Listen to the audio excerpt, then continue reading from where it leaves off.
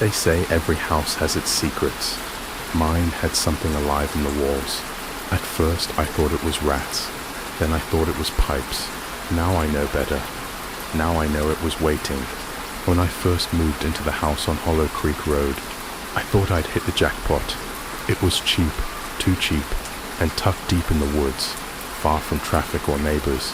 Perfect for someone like me, who worked remotely and wanted quiet. The house was old, with creaking floors and wallpaper that peeled like shedding skin. It had that smell like wet wood and something faintly metallic, something that clung to the back of your throat.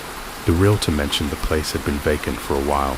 She said the previous owner left suddenly. I didn't ask why. I just signed the papers. That first night, I unpacked what I could, ordered pizza, and tried to enjoy the silence. But the house wasn't silent. Around 2 a.m., I heard it, a scratching sound coming from behind the wall near the kitchen, like nails dragging on drywall. I figured it was mice, but the sound wasn't random. It came in patterns. 3 long scrapes, 2 short, then silence. Then again, 3 long, 2 short. It was so distinct that I recorded it on my phone. When I played it back later, the sound wasn't there, only static, and what sounded like a whisper underneath, something that almost said my name. The next morning, I decided to find the source.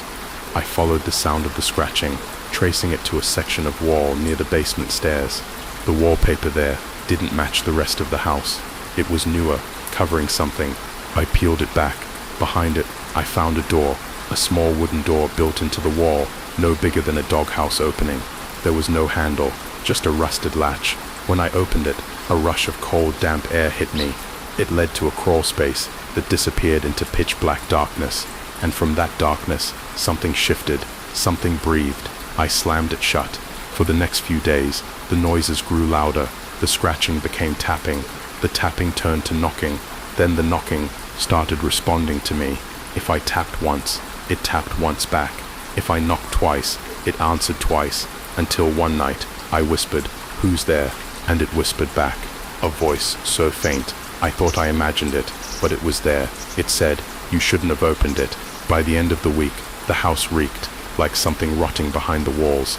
I tore through sections of plaster, looking for dead animals, but I found nothing, just hollow emptiness and the faint sound of movement, always just beyond reach.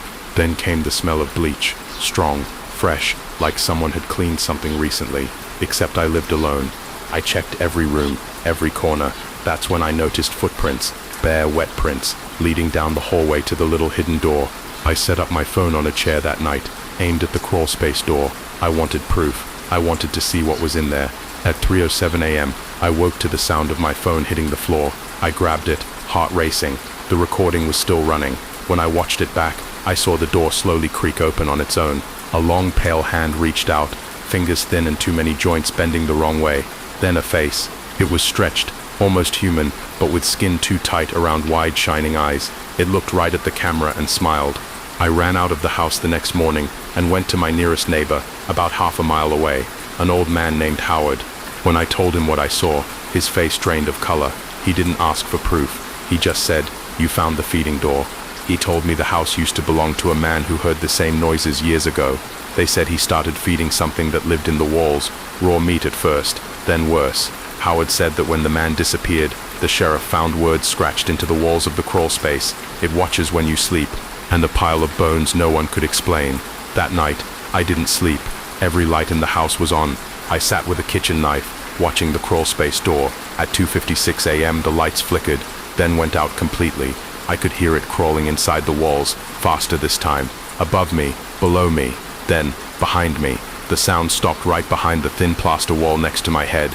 And then, a whisper, so close I could feel the breath through the wall. "I'm hungry." I ran. I bolted for the front door, but it wouldn't open. No matter how hard I pulled, it stayed shut. Behind me, the little crawl space door slammed open. I saw 2 white eyes glimmering in the dark, and the smell, like iron and rot, flooded the air. I ran upstairs, slammed the bedroom door, and pushed a dresser in front of it. The walls vibrated as something heavy crawled through them, cracking wood and plaster. Then the floorboards beneath me began to creak, one by one, like footsteps inside the floor. I looked down, and a face looked back up at me, staring through a split in the wood. eyes unblinking, mouth opening wider than any human mouth should. It whispered almost tenderly, "Let me in." I don't remember what happened next. I woke up on the floor hours later, my phone beside me. It was recording again. On the screen, I saw myself sleeping in bed, the thing standing beside me, head tilted, inches from my face. Its mouth opened slowly, and in that voice that almost sounded like mine, it said, "You let me in." Then the recording cut off. The police found the house abandoned a week later. Front door locked from the inside, phone dead. But there was one new thing, a hole torn through the crawlspace wall, leading into the foundation. Inside, they found scratches, thousands of them, covering the concrete. Some formed words, one sentence repeated over and over. "It's still hungry. No one ever found me. But if you hear scratching behind your walls tonight, don't open it. Don't answer it, because once it knows your voice, it never stops trying to find you." Schools are supposed to be safe, places for learning, laughter and noise. But after midnight, when the halls go silent, that's when the school remembers. That's when it feeds. It started on a Friday. I was 17, stuck in after-school detention for being late again. Just me and Mr. Harlan, the night custodian. Everyone else was gone. The halls outside were dark, except for a single flickering light near the end of the corridor. The sound of the janitor's mop echoed down the hall. Squeak, drag, squeak, drag. Mr. Harlan never talked much. He just nodded at me as he mopped. The whole school smelled like bleach and rain. A storm had rolled in, lightning flashing through the high windows every few seconds. At 6:30, he told me I could go, but as I packed up, the overhead lights flickered, and every one of them went out, all but one, the flickering one at the end of the hallway. I called out, but Mr. Harlan didn't answer. No sound, just the hum of that single light buzzing faintly. I pulled out my phone, but there was no signal. The school Wi-Fi was gone too. I tried the doors, but they were locked, all of them. I even tried the fire exit, sealed shut like it hadn't opened in years. So I followed the light. Every step echoed too loud, like the halls were empty for miles. The light flickered again, and for just a split second, I saw something standing beneath it. Tall, thin, wrong. Then it was gone. I found Mr. Harlan's mop bucket knocked over. A trail of water led down the hall and into the stairwell, the one that went to the basement level, where the boiler room was. But our school didn't have a basement. At least that's what we were told. I followed anyway, the flashlight from my phone barely cutting through the dark. The deeper I went, the colder it got. My breath started to fog. At the bottom of the stairs was a door I'd never seen before. It had a paper sign taped to it, written in faded red marker. It said, "Do not turn off the light." I pushed the door open, and there it was, another hallway, old, cracked, and lined with rusted lockers. A single humming light, at the far end, flickered like a dying heartbeat. I could hear something dripping. Then, footsteps, slow, dragging footsteps, not from ahead, from behind me. I turned my phone flashlight toward the stairs, but they were gone. Where the door had been, there was just wall. The footsteps stopped. Then came whispers, hundreds of them, all overlapping, too quiet to understand, like a crowd just out of sight. They came from the lockers. I walked past one, and it rattled violently. Another slammed open with a loud bang. Inside was nothing, just a coat hook and darkness. But when I looked closer, I saw handprints, small ones, pressed into the metal, as if something inside had been trying to get out. I lifted my phone and snapped a picture down the hallway. When the flash went off, for a split second, I saw the end of the hall filled with shapes, dozens of them, kids, standing perfectly still, their faces pale, eyes wide and black, mouths open like they were screaming, but no sound came out. When the flash faded, the hallway was empty again. I checked the photo, but the image was distorted, stretched, like something was pressing against the pixels from inside the screen. Then the phone died. I ran down the hallway, not caring where it led. At the end was an old bulletin board, covered in yellowed newspaper clippings. Each headline said the same thing: local students missing, 7 vanished from Hollow Creek High, bodies never recovered. There were photos too, blurry yearbook shots, and among them was mine. Same name, same face, same school. Only the date said 2013, 10 years ago. Something grabbed my shoulder. I spun around. It was Mr. Harlan. He looked terrified. He said you weren't supposed to come down here. I asked him what this place was, and his eyes darted to the flickering light at the end of the hall. He said it needs the light. It hates the dark. If the light goes out, it takes someone. Then he looked past me, his face draining of color. The bulb's dying, he whispered, and before I could ask what he meant, the light at the end flickered again and went out. The hallway went completely black, total silence. Then a slow inhale, like the hallway itself was breathing in. I felt something cold brush against my arm, something long and wet. Mr. Harlan screamed. The sound echoed once, then stopped. I turned on my phone flashlight again. Even though it was dead, it flickered back on for just a second. Enough to see something pulling him backward into the shadows. It moved like liquid, too many limbs. Its body pressed against the wall like it could melt into it. And its face, if you could call it that, looked like static, like every face I'd ever seen, all at once shifting and whispering my name. I ran. I found another door at the end of the hall, metal, half open. Inside was an old generator humming weakly, powering the single light bulb in the hallway outside. On the wall, carved deep into the concrete, were words scratched over and over, "Keep the light on." The bulb outside started to flicker again. I grabbed a wire and yanked it, trying to give the generator more juice. It sputtered, roared back to life. The light steadied. For a moment, everything was still. Then I heard it. The whispers again. Only now they were inside the generator. The whispers again. Only now they were inside the generator. The whispers again. Only now they were inside the generator. The light started pulsing, faster and faster, in sync with my heartbeat. The whispers became words, overlapping and screaming through the walls. We never left. We kept it alive. Now it's your turn. I stumbled back, clutching my head, as the bulb shattered, plunging everything into black. I ran out, following the faint red glow of an exit sign that wasn't there before. Every step behind me echoed twice, once from me, once from something else following. When I reached the door, I turned to look, and the hallway was full of faces, hundreds of them, students, teachers, Mr. Harlan, all pale, all whispering in perfect unison. Turn it back on. I pushed through the exit door and found myself back in the school's main hallway. Morning light was shining through the windows. Everything looked normal. Students were coming in, laughing, dropping books, talking. No one even looked at me, but something felt wrong. The air felt thicker. When I looked up at the ceiling, the last hallway light, the one that always flickered, was glowing steady and bright. And from inside the light fixture, I could swear I saw something moving, like a shadow pressed behind the glass, twisting slowly. They found Mr. Harlan's keys near the basement stairs. The principal said he must have quit without notice. No one remembers there ever being a basement, though. And when I went back to the hallway where I'd found the door, there was just a wall. No door, no stairs, no sign at all. But that night when I was home, my phone buzzed. No caller ID.